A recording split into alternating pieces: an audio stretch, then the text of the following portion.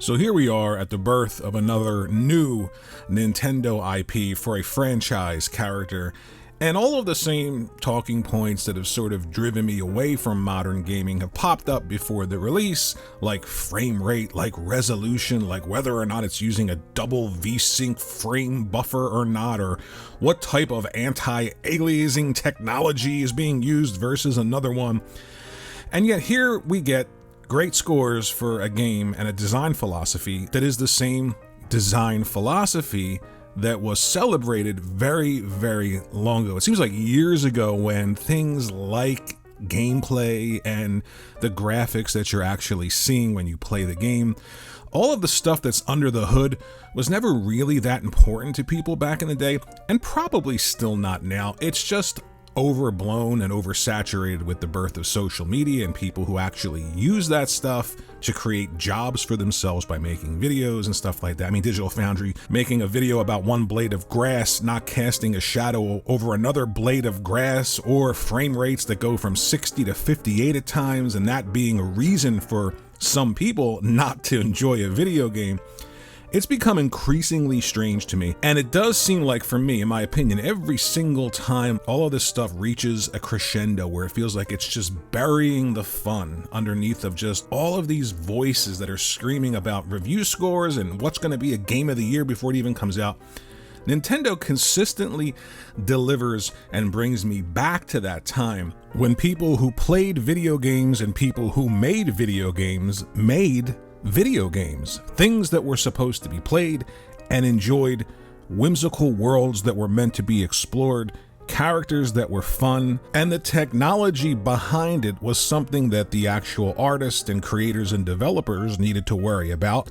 I wanted the finished product. I wanted something that was amazing to play, worlds again that begged to be explored.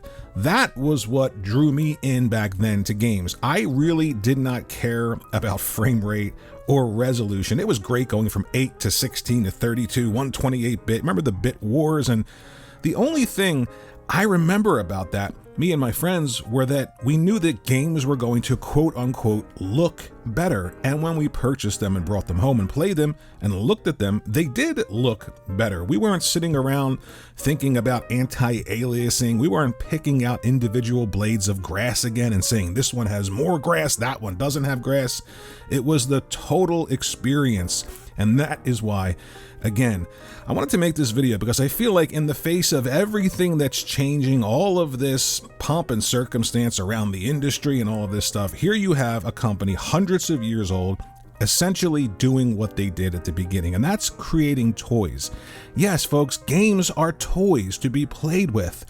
Nintendo talks about their hardware as if they're creating a toy, and that's not a knock because it allows that sentiment to permeate through every single thing that they do.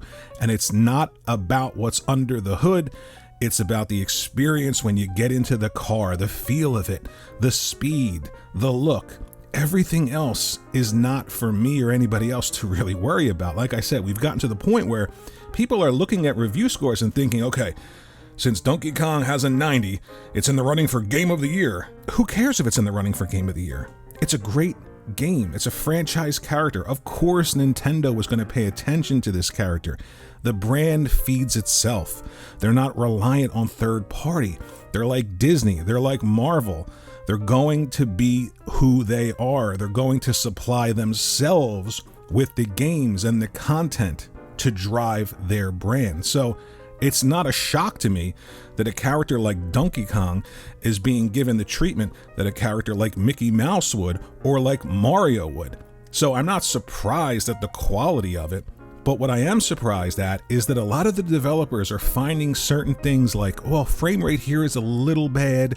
Sometimes the VSync isn't used, or VSync isn't used at all, or the double frame. I don't even know what half of this stuff means, folks. But what's interesting is even though they found these things, they still cannot deny the overall experience that these games deliver.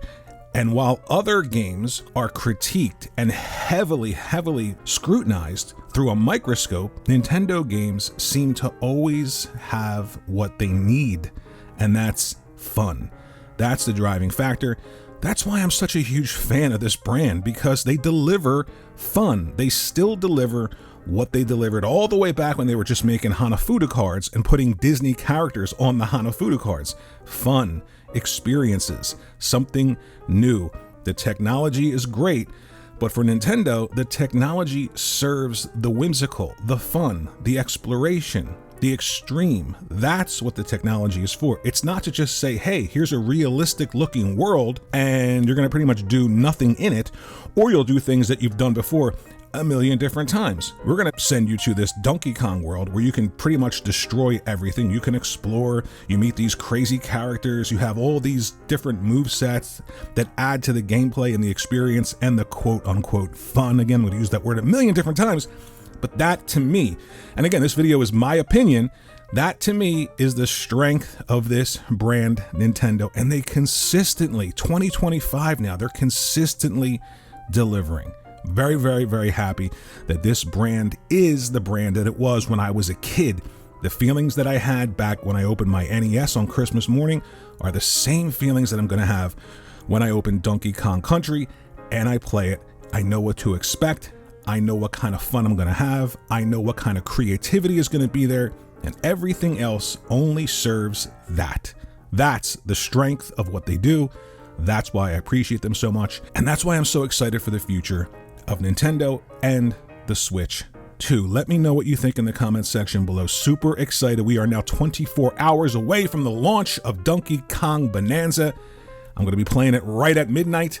I think it releases at midnight. I don't even know. That's the thing. I don't even know. I just assume that it's going to release at midnight. It could be like those crazy releases where it releases on this day, but only at 2 o'clock in the afternoon, which is strange to me. But I'm hoping that it releases at midnight. Gonna play it.